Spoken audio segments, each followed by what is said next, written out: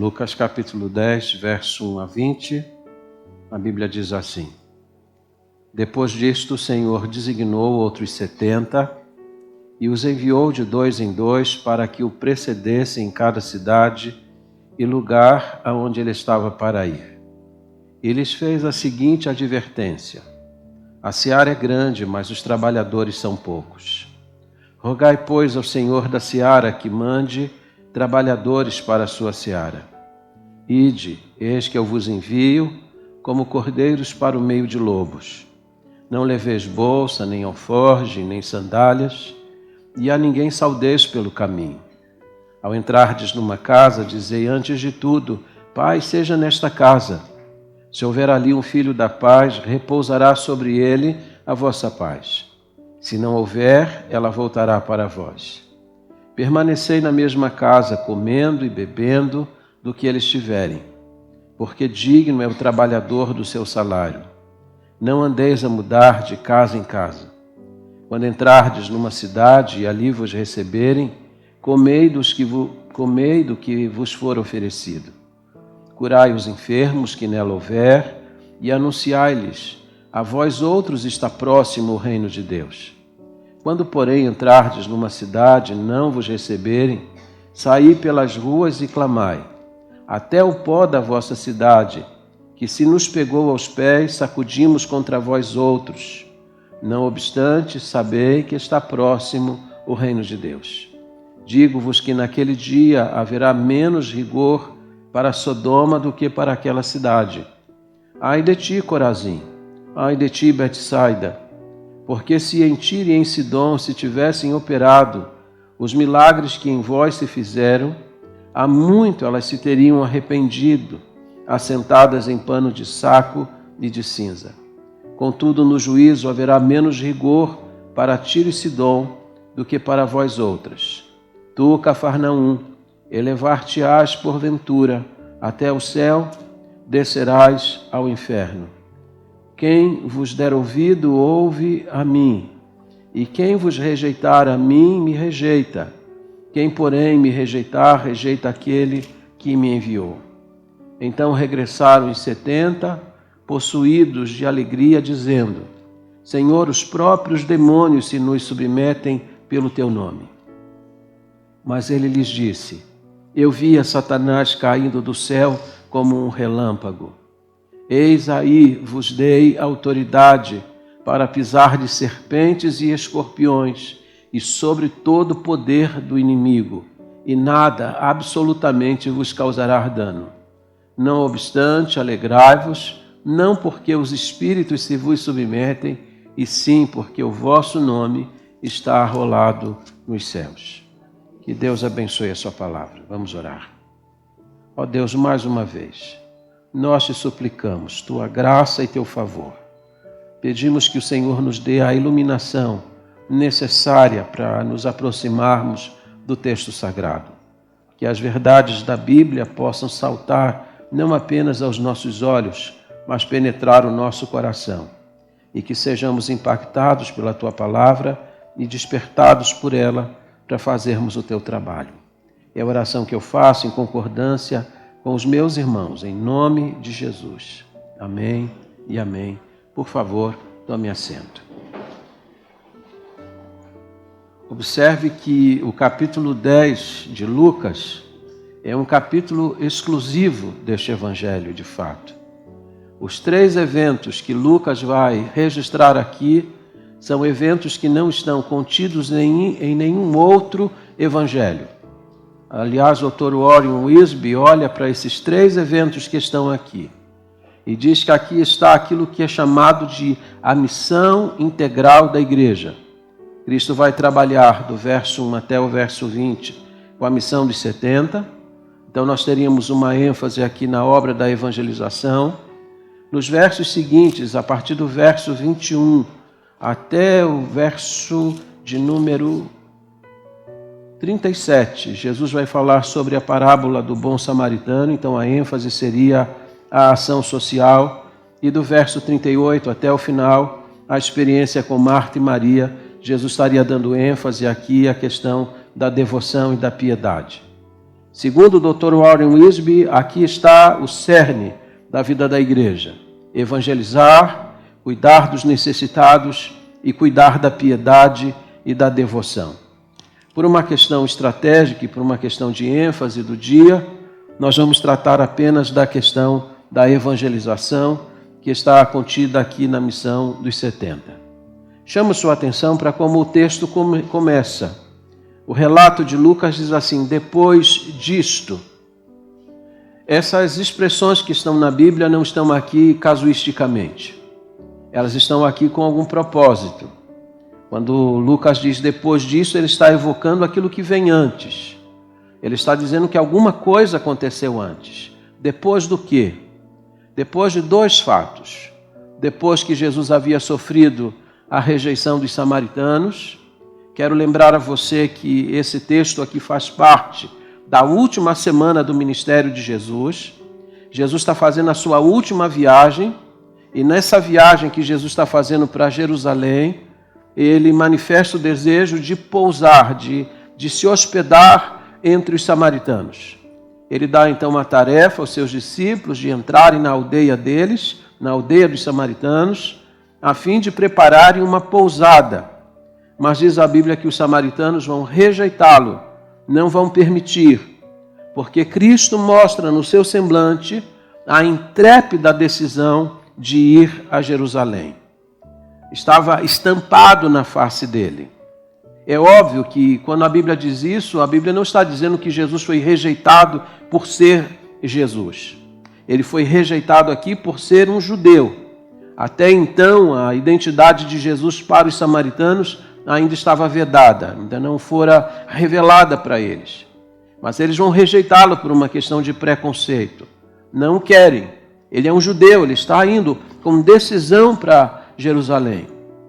Mas eu chamo a sua atenção para esse fato. Jesus mostrava no seu semblante a intrépida decisão de ir. Embora ele soubesse tudo o que lhe aguardava em Jerusalém, todo o sofrimento, todo o desprezo, ele ainda assim marchou para lá com intrépida decisão. Ele está firmado no desejo de entregar a sua vida no Calvário. Então, depois da rejeição dos samaritanos. O segundo fato que está aqui antecedendo e justificando essa declaração de Lucas é a inconsequência dos homens. Nesse caminho diz que Jesus é abordado por 3 candidatos ao discipulado. Na verdade, um deles vai se apresentar dizendo: seguir-te-ei por onde quer que fores. Ele está desejoso de ser um discípulo, mas ele não está consciente dos perigos e das implicações que significa seguir a Jesus. E é maravilhoso que Jesus não engana, Jesus não esconde as implicações desse discipulado. Ele disse: as raposas têm seus covis e as aves dos céus os seus ninhos, mas o Filho do Homem não tem onde reclinar a sua cabeça. Jesus vai dizer para esse candidato que ele precisa considerar a seriedade. Há pessoas até que sonham em ser missionários, em serem pastores, em servirem na linha de frente, mas muitas delas não consideraram ainda o preço que se paga por isso. Jesus disse que as aves dos céus e também as raposas eles têm mais conforto, muitas vezes, do que aqueles que estão servindo na linha de frente. Esse é o primeiro candidato. O segundo aparece e Jesus o chama: segue-me. Mas ele disse: eu preciso primeiro sepultar o meu pai. Essa é uma declaração que a gente precisa considerar de forma contextual. Por que impedi-lo de sepultar o pai? Se o pai morreu, ele precisa ser sepultado. Por que Jesus reage mal ao que ele está dizendo? Jesus reage mal não pelo fato de seu pai ter morrido, porque o pai ainda não tinha morrido. Ele está dizendo para Jesus: o meu pai é uma pessoa idosa, e eu preciso ficar junto do meu pai até que ele morra. Depois que eu o sepultar, eu estarei pronto para segui-lo. Ou seja, eu quero segui-lo, mas não agora. Eu quero segui-lo, mas em um tempo futuro, depois que resolver essa questão familiar. Então Jesus vai dizer isso a ele: deixa os mortos sepultar os seus mortos. Esse é o contexto dessa declaração. O terceiro candidato também se apresenta voluntariamente, dizendo: seguir-te-ei, mas deixa primeiro eu despedir-me daqueles que estão em minha casa. E aqui a ideia é de alguém que está querendo seguir a Cristo, mas com o coração dividido. Ele olha para a sua terra, ele olha para a sua família, ele olha para aquilo que ele vai deixar para trás. Ele disse: eu quero seguir, mas ao mesmo tempo eu estou com o meu coração muito dividido em ficar aqui junto dos meus. Por isso que Jesus vai dizer a ele: ninguém que lança a mão do arado e olha para trás é apto para o serviço de Deus. Quando o Senhor dá uma tarefa, a gente olha apenas para frente, esquece de tudo que fica para trás, assim como Abraão, quando foi chamado por Deus para a sua grande tarefa e se tornou o pai da fé. Hoje nós vamos olhar para as implicações desse texto. E eu separei algumas lições que falam sobre a missão dos 70. A primeira delas, a autoria da missão. Olha comigo o verso 1. Depois disto, o Senhor designou. Quem foi que designou? Foi o Senhor Jesus Cristo. A ordem partiu dele. O comissionamento partiu dele. E quando a ordem vem de Jesus, não cabe a nós nenhum tipo de desculpa, não cabe a nós nenhum tipo de adiamento, senão obedecer à sua ordem. E agora pense comigo nisso. Que grande privilégio receber de Jesus uma tarefa. Que grande privilégio da nossa parte sermos designados por Ele para uma obra. E note que a palavra designar aqui indica uma nomeação oficial. Essa era a palavra que se usava para se credenciar uma pessoa para uma tarefa muito importante. Isso significa que pregar o Evangelho, estar na linha de frente pregando, anunciando, é algo de grande envergadura na vida de um servo do Senhor. Então a primeira coisa que você deve olhar aqui é a autoria. De onde parte essa ordem? O discípulo não é aquele que simplesmente se voluntaria, mas é alguém que foi designado por alguém que tem muita autoridade, a maior autoridade do universo. E a implicação disso é que quando alguém rejeita a mensagem deste que foi designado pelo Senhor, diz o Senhor que quando rejeita a sua palavra, não é a sua palavra que está rejeitando, mas a palavra do próprio Deus.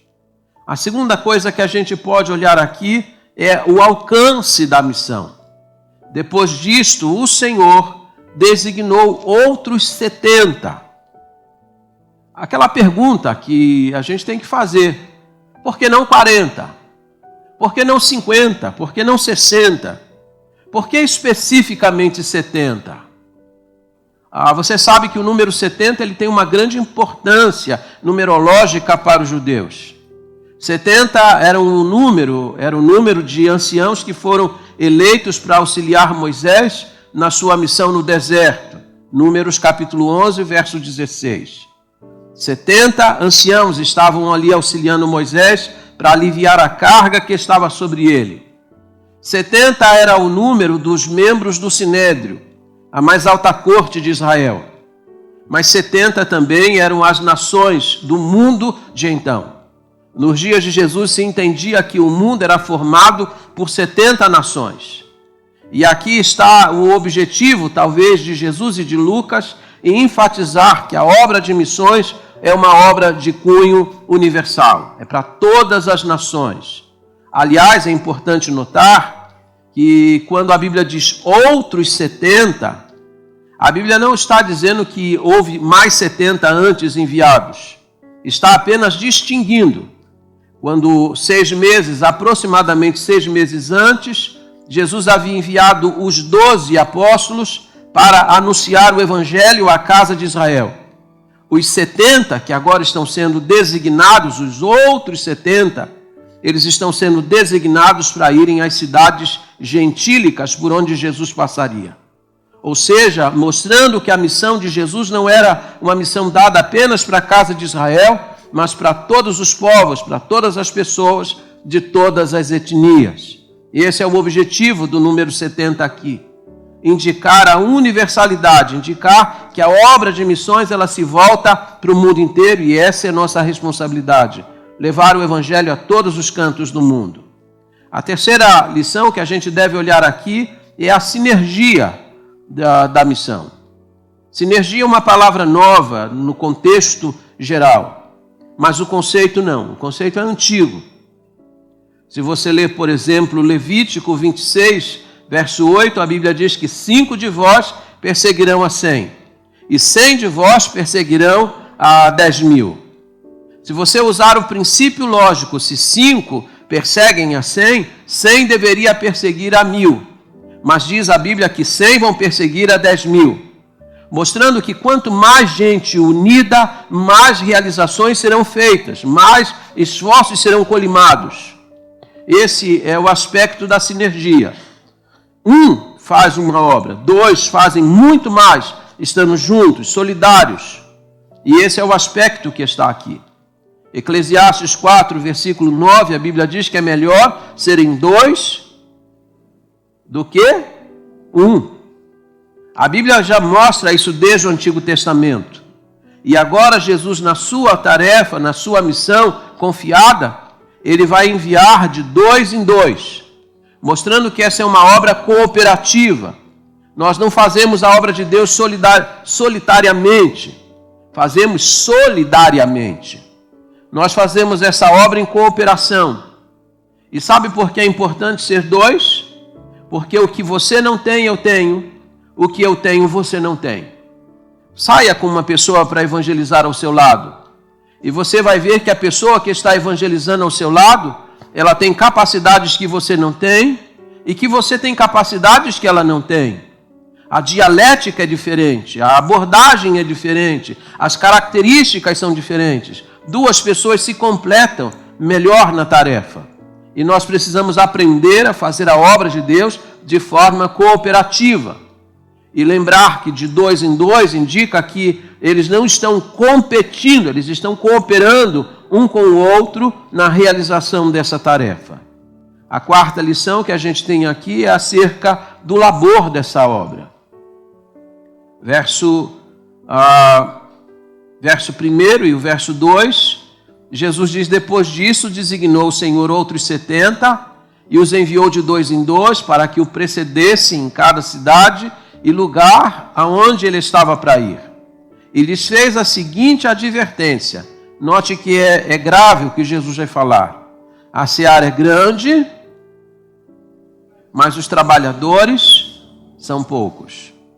Essa é uma obra que exige muito trabalho, exige muita dedicação, exige bastante esforço, porque a tarefa envolve o mundo, envolve conquistar pessoas do mundo inteiro.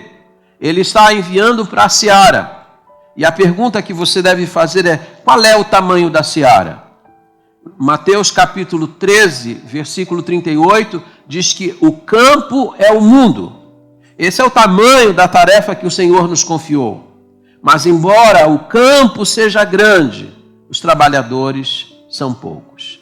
E aqui uma recomendação que Jesus nos faz e que a gente tem andado um tanto esquecidos. Rogai, pois, ao Senhor da seara que mande trabalhadores para a sua seara. Quem é que manda trabalhadores? O Senhor.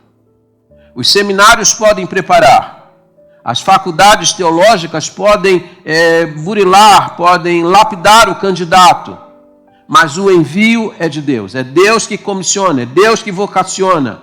A tarefa de enviar é dele. E é a ele que nós devemos orar. E aqui olha para mim, por favor. Quando nós rogamos ao Senhor da seara para que ele mande trabalhadores para a sua seara, a nossa oração não é para sensibilizar o coração de Deus, é para sensibilizar o nosso. Você sabe que se existe uma coisa que transforma a vida de um crente, é a oração.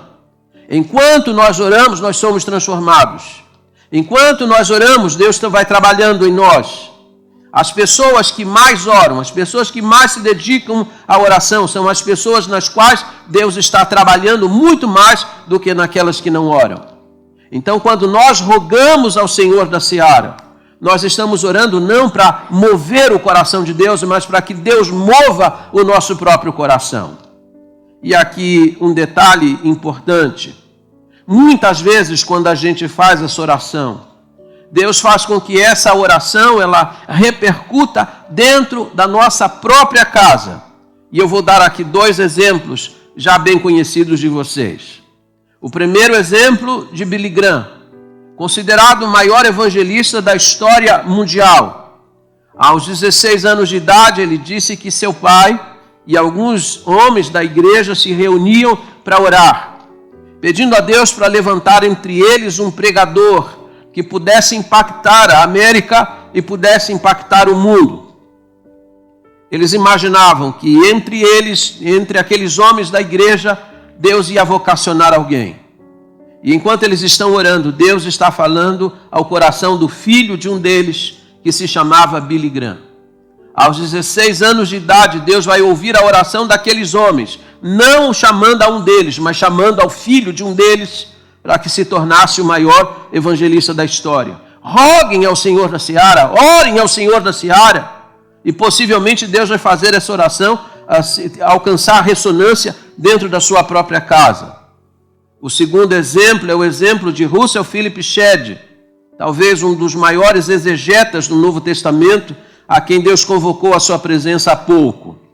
Ele disse que sua mãe, apesar dos 11 filhos que tinha, estava sempre orando por missões, sempre orando pelos missionários, e sempre que algum missionário era chamado para ir pregar em sua igreja, seus pais faziam questão de hospedá-lo em casa.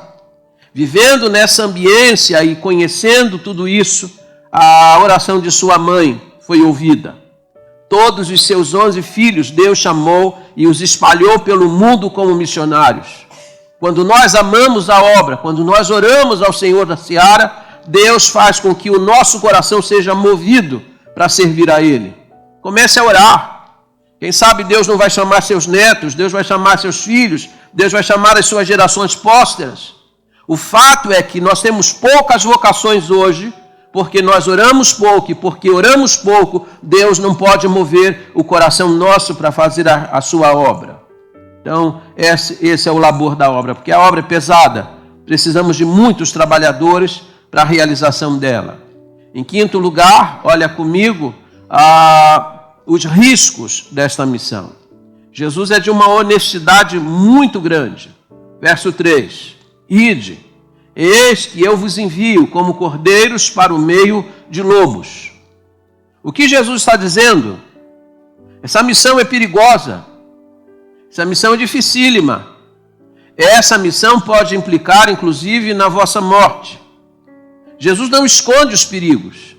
Aliás, se você olhar para a missão que Jesus realizou, Jesus lidou com muitos inimigos que tramaram sua morte e que, por fim, o levaram à cruz, embora a cruz fosse uma agenda e um projeto de Deus na sua caminhada.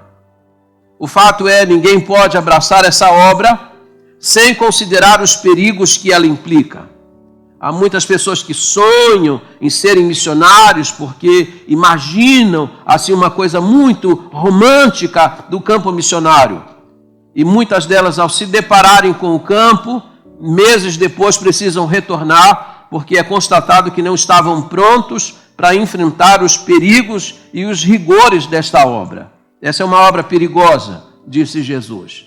E note que ele não envia aos lobos, ele envia para o meio dos lobos. Ele disse que em todo lugar que a gente for pregar, nós vamos encontrar pessoas perigosas. E lobos são aqueles que têm garras, são aqueles que têm dentes afiados, que podem destruir. Ou seja, no meio daqueles para quem vocês vão pregar, vocês vão encontrar situações bastante perigosas. A data vênia, olha o relato do apóstolo Paulo, olha o relato dos apóstolos, o quanto eles sofreram em cada cidade por onde passaram. Pessoas sempre se levantavam contra a mensagem. A realização dessa obra é uma realização que implica em muitos perigos. Isso quer dizer que essa é uma obra que não é para covardes, mas para gente corajosa. Aliás, isso me faz lembrar de um grande líder da libertação da Itália, Giuseppe. ele disse para seus soldados, eu vou sair de Roma, não prometo a vocês hospedagem, alimento, cabana, eu ofereço a vocês frio, fome e até perigos e até mesmo a morte. Aquele que estiver pronto a lutar do meu lado, siga-me. E então milhares de italianos se colocaram ao seu lado e lutaram pela libertação do país. A pergunta que a gente faz diante da história da libertação e da independência da Itália é: será que os seguidores deste Senhor eram mais corajosos do que aqueles que seguem a Cristo? Porque Cristo não está oferecendo também conforto, mas luta, muita disposição e perigo de morte. Mas a causa de Jesus vale a pena. Vale a pena todos os riscos que ela enseja para cada um de nós. Sexto, a segurança da missão. E eu gosto desse ponto, irmãos. Eu gosto porque esse ponto é o ponto que me toca. Há pessoas que temem servir a Deus, que temem se apresentar como candidatos para serem pastores ou para serem missionários, porque ficam receosos de não terem o suficiente e terem a provisão necessária para a sua própria manutenção. E aqui há um princípio que eu quero que você guarde no seu coração, porque é um princípio que eu guardo no meu. A quem Deus chama, Deus cuida. Se Deus chamar você para uma obra, não tenha preocupação em obedecê-lo, porque Deus vai prover as suas necessidades vitoriosamente e providencialmente. Deus nunca deixa na mão aqueles que o obedecem. Note o que Jesus vai dizer àqueles a quem ele está chamando. Verso 4. Não leveis bolsa, nem alforge, nem sandálias. Note que no verso 4 existem 4 recomendações, mas 3 delas envolvem a fé, que são exatamente essas. Não leveis bolsa, nem alforjes, nem sandálias. O que Jesus está dizendo aqui? Primeiro, o que significa a bolsa? A bolsa era o lugar onde o viajante, o peregrino, colocava o dinheiro para a viagem. Jesus está dizendo, não se preocupem com o dinheiro. Dinheiro pode ser importante, mas dinheiro não é a razão e o motor que move o crente. Deus vai prover a necessidade. Eu vou cuidar de você. Eu vou suprir sua necessidade. Nós temos aqui neste auditório uma jovem que está levantando recursos para ir à Colômbia. Se Deus a chamou, se Deus a convocou, se Deus tem essa tarefa para ela, fique tranquila, porque os recursos Deus vai prover. Porque Deus nunca chamou ninguém para deixar este alguém no meio do caminho. Eu sou a prova viva disso. O Senhor disse também, não leveis alforge. Alforge era o lugar onde se levava a comida, a provisão da viagem. Jesus disse, não se preocupem com isso, não levem bagagem desnecessária, não se preocupem com o alimento pelo caminho. Eu vou cuidar, eu vou suprir, eu vou satisfazer as necessidades suas. Não levem também sandálias. Não que eles devessem andar descalços, mas não deveriam se preocupar com um calçado extra, porque até dos pés Deus ia cuidar. Deus cuida da necessidade daquele a quem ele chama. Deus supre a necessidade daquele a quem ele convoca para uma obra tão importante quanto esta. Eu já vi muita gente recuar. Eu sou pastor há quase 36 anos. Já vi gente sendo chamado para a obra de missões, mas disse, pastor, do que eu vou viver? Pastor, eu tenho medo de passar fome no campo missionário. E eu sempre digo, eu sou o testemunho vivo de que quando Deus chama alguém, Deus não deixa esse alguém na mão. Nunca passei fome.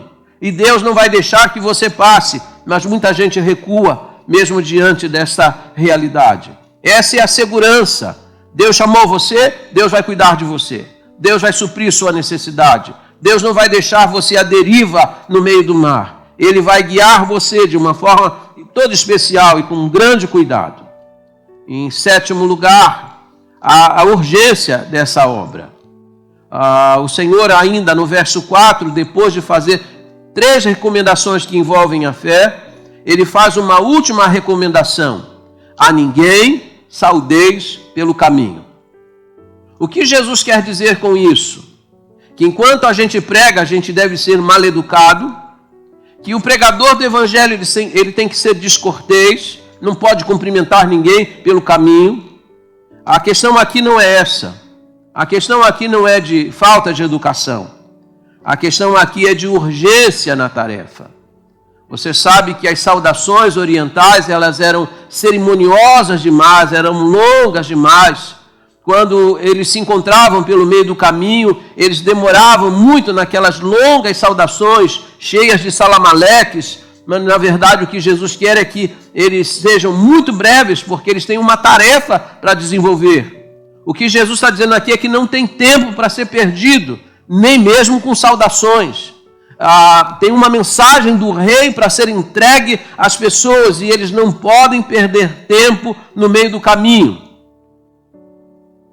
Dr. Oswald Smith disse que a nossa geração só pode alcançar a nossa geração. Nós não podemos alcançar a geração que passou, porque essa já morreu. Não podemos alcançar a geração que vem, porque nós estaremos mortos. Nós só podemos alcançar a nossa geração. E se nós não alcançarmos a nossa geração, ela vai se perder. O que Oswald Smith está dizendo para nós é que essa é uma tarefa urgente. Nós não temos tempo para perder. E quantas vezes temos demandado muito tempo com tanta coisa, esquecidos de que temos uma tarefa para nos desincumbirmos. William Carey Taylor disse que quando estava em sua viagem e chegando ao campo missionário, descendo do navio, ele viu um moço que caiu no mar.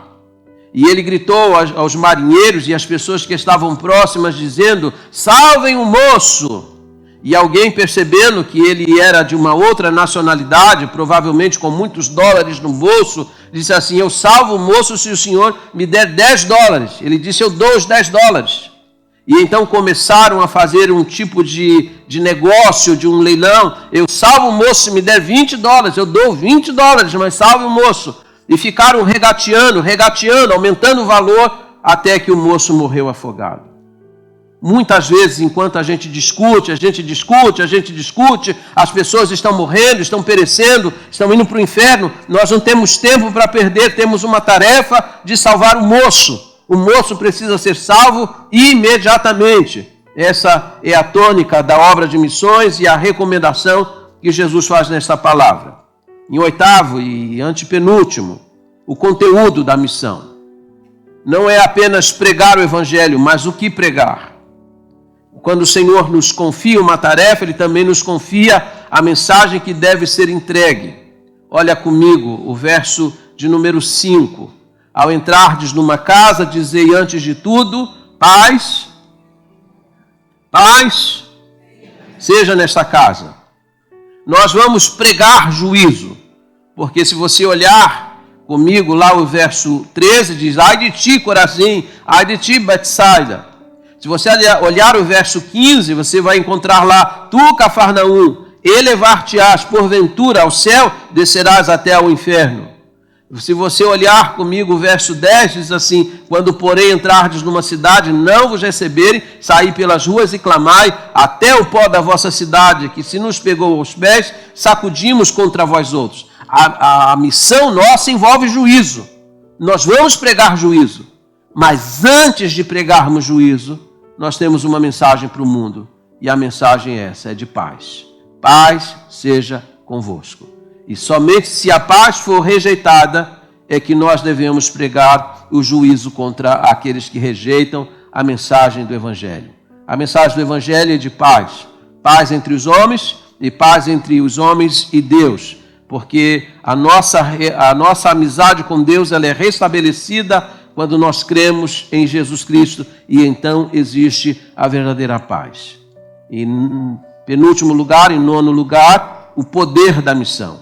Verso 9, curai os enfermos que nela houver e anunciai-lhes, a vós outros está próximo o reino de Deus. Quando o Senhor envia alguém, o Senhor capacita esse alguém. Quando o Senhor chama alguém, Ele dá poder a esse alguém para fazer a sua obra. Não adianta você vir aqui e dizer assim, mas eu sou uma pessoa assim, eu sou encabulado, eu sou uma pessoa tímida, eu não sei falar, eu não sei isso, eu não sei aquilo. Deus sabe quem você é. Deus sabe suas limitações. Nós recebemos aqui o pastor Jeremias Bento, reitor do Seminário do Norte, no Seminário Batista do Norte, e ele, quando esteve aqui, ele compartilhou conosco o momento em que ele se apresentou à Faculdade Batista Teológica de São Paulo para ser preparado. O pastor Paternostro, que o entrevistou, depois de entrevistá-lo, disse assim, você é uma pessoa muito tímida. Olha, eu tenho uma recomendação para você, você não serve para ser pastor. Melhor você ser comerciante, vai procurar outra coisa, mas para pastor você não serve. Mas Deus o havia chamado. E quando Deus chama, e de fato ele era uma pessoa encabulada, Deus capacita. Jeremias Bento hoje é uma das maiores referências no meio batista como pastor e também como professor. Deus sabe quem você é. Quando Deus chama você, Deus também dá poder para você. Eu vou dar poder para vocês curarem os enfermos. Eu vou revestir vocês de poder. Aquilo que vocês não podem fazer por si mesmos, eu vou fazer, diz o Senhor. Deus, ele dá poder e ele faz isso também para evidenciar a respeito de quem nós estamos pregando e na autoridade de quem estamos pregando. Porque veja comigo o verso 9. Curai os enfermos que nela houver e anunciai-lhes, a vós outros está próximo o reino de Deus. Essa expressão, o reino de Deus está próximo, e ele está se manifestando a vocês, ela pode fazer pouco sentido para nós, mas ela fazia muito sentido no primeiro século, sobretudo para os judeus, porque eles estão na expectativa de que o Messias vai aparecer. A cura dos enfermos é uma prova evidente de que o Messias estava próximo, de que o Salvador estava próximo. É por isso que eles precisavam evidenciar a autoridade desse reino. E por último, o regozijo da missão. Olha comigo o verso 17. Então regressaram os 70, possuídos de alegria, dizendo, Senhor, os próprios demônios se nos submetem pelo teu nome. Os demônios se submetem pelo teu nome. Isso significa que a autoridade do pregador não procede dele, procede do Senhor. É pelo nome do Senhor que fazemos a sua obra. É no poder do Senhor que fazemos o seu trabalho. Mas diz aqui o texto, que embora os discípulos tenham sido enviados para uma missão perigosa, sem levar bolsa, sem levar alforjes, sem levar sandálias extras, com todos os perigos e as implicações desta obra, quando eles voltaram eufóricos dessa missão, porque eles disseram, Senhor, até os demônios se nos submetem. Sabe o que isso quer dizer? Que Deus tem uma carreira vitoriosa para aquele a quem Ele chama. Deus não chama você para fracassar. Deus não chama você para ficar envergonhado diante do inimigo. Deus chama você para triunfar sobre o diabo e toda a sua hoste. E aqui diz o texto que os demônios estão se submetendo pela autoridade do nome de Jesus. Ou seja, por onde eles passam, eles estão fazendo diferença. Não apenas cura física, porque cure as doenças, mas também cure as doenças espirituais, porque os demônios precisam ser expulsos. E se existe uma obra, e presta muita atenção no que eu vou falar aqui, se existe uma obra que conspira contra o reino de Satanás, é a obra missionária. Por que vocês acham que é muito difícil mobilizar as igrejas para fazer a obra missionária? Porque existe uma resistência do mal. O diabo sabe que quando os missionários chegam, o reino dele é abalado. Os demônios são expulsos. Por isso que nós temos que orar por missões, temos que contribuir para missões, para fazer essa obra avançar, para que o reino de Satanás seja derrotado. Mas agora note, a Bíblia diz que os discípulos voltam eufóricos daquela missão.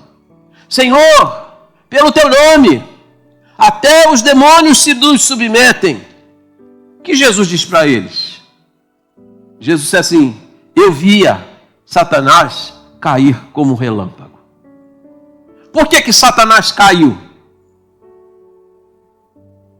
Caiu por causa do seu orgulho.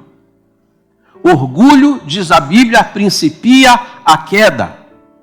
Quando você obter qualquer sucesso no trabalho, quando você tiver qualquer êxito na tarefa, não se orgulhe. Não foi por sua causa, foi pelo nome do Senhor que isso aconteceu.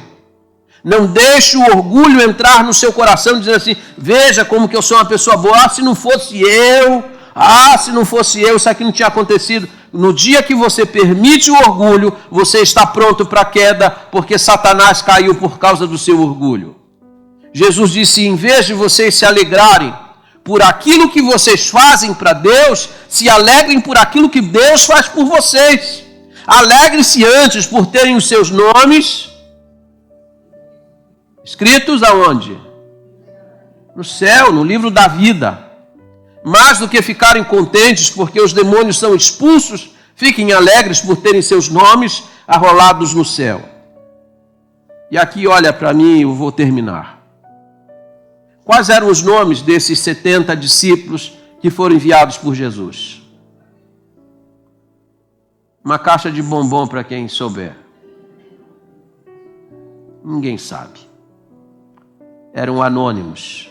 Diferente dos 12. Os primeiros 12 que foram enviados, nós conhecemos seus nomes, eram os 12 apóstolos. Mas ninguém sabe o nome desses 70. Você não sabe, eu não sei, mas Deus sabe, porque seus nomes estão arrolados no livro da vida. Talvez o mundo não saiba quem você é, mas Deus sabe. E mais importante do que fazer coisas para Deus é alegrar-se por aquilo que Deus fez por você, porque Ele escreveu o seu nome no livro da vida. Desafio para nós nesse dia, no amor do Pai, vamos completar a missão. A missão precisa ser completa. O mundo precisa conhecer Jesus Cristo. Coloquemos nossos bens, nossos talentos, nossa vida no altar do Senhor para servirmos a Ele.